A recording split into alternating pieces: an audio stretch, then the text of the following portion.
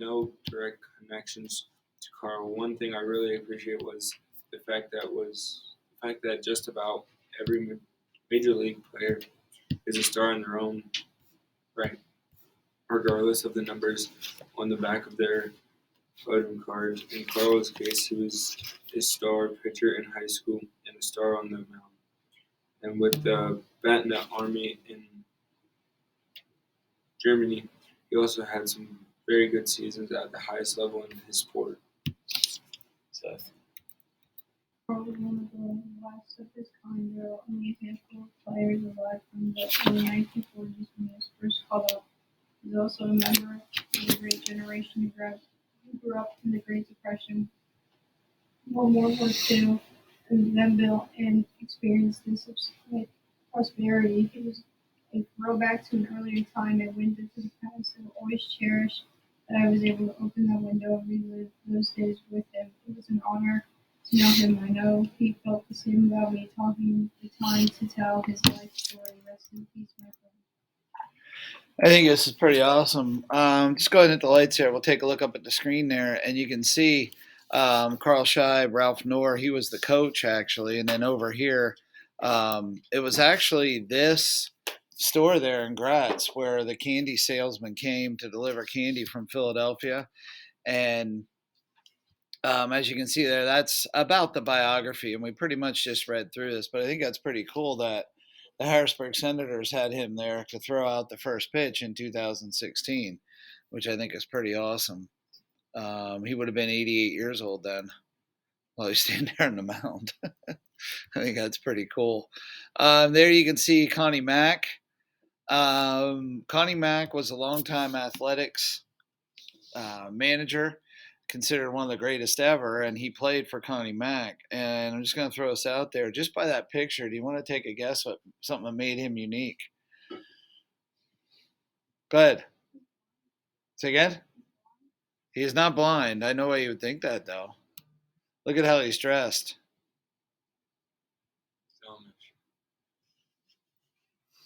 No. Something else. Think about all sports. Think about what makes baseball different. Think about the coaches. He's got the bushiest eyebrows that you've ever seen. Think about the coaches in baseball. Who plays baseball? Nobody plays baseball. Faith, do you play softball? What makes the coaches different in softball and baseball than football, basketball? Faith, when's your next game? Tonight. Is Coach Huffman going to suit up? No. Do you see where I'm going here? Anybody want to help? Where am I going with this? Yeah, he doesn't. Baseball is the only, and softball, the only sport in which the coaches wear the uniform. Connie Mack did not.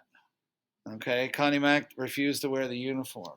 Okay, so he never wore the uniform. Just throwing that out there. Again, you can see he was only 16 years old. I think that's pretty cool. So he's about your age, even younger than you, and he's pitching for a professional baseball team. I think that's really cool. Throughout the first pitch there, also, I think the fact that he served in the military is also cool. We can relate on a local level, a state level, a world level. And something else about this, he would have played in 1947 when Jackie Robinson played. Does anybody know what Jackie Robinson is famous for? Glad I asked. That's a name we should know. What did Jackie Robinson do? Good movie. Name number 24. That was his uniform number. Anybody know? It has to do with that word, integrated. Anybody want to try? Trevor, you sure look like you're thinking. Jackie Robinson was the first African American to play in the major leagues, and he got to see that. Okay. Now, he didn't pitch against him in that game, but that would be cool. Okay. Think about that. Okay. A couple more pictures. And there you can see Carl Scheib Field. That's the one on the west side of the road there. Anybody play on Scheib Field? Nobody played Little League in Graz? Yeah, I did. Yeah? Now the other one is Lee Reed Field on the other side. Which one? If you're going back Center Street, the one that's to the right is Shibe Field. The one on the That's the big one. left. No, I don't think there's a fence around Shibe Field. Yeah. There you go. Okay, and we'll hit this for the last couple minutes here. Of course, we can't talk about Gratz without mentioning the Gratz Fair. The Gratz Fair has been going on since, as you can see, 1873, not long after the Civil War ended. Many southern states were still in secession when this happened.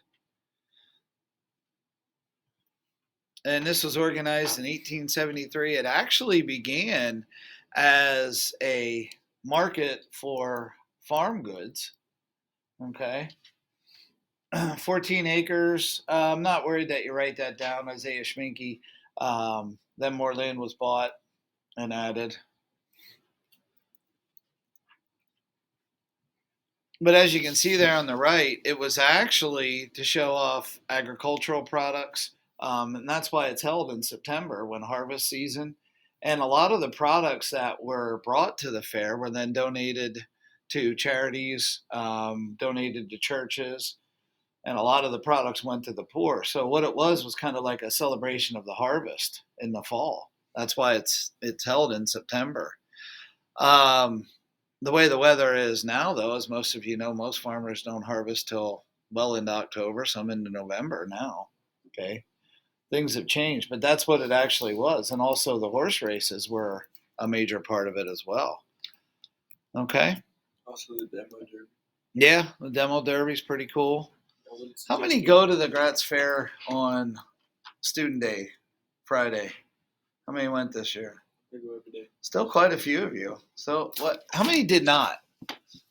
Who did not go? So only one of you. You know, they've been talking about that at the board. Should we have full day of school that day because the kids aren't going? But obviously everybody in this room goes. So obviously those of you that are upperclassmen and seniors don't have to worry too much about it anymore. But I don't think it's going to be, they're going to get rid of it anytime soon. I mean, the band goes, the FFA goes. So you'd have a lot of kids missing, you know, if you would have school that day.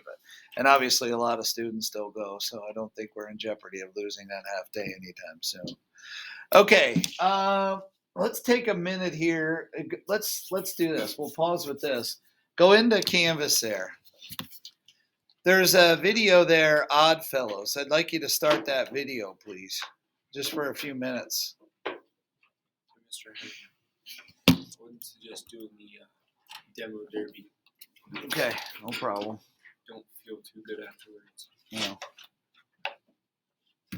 It's one of the reasons I don't play football anymore either. Go ahead and start that one.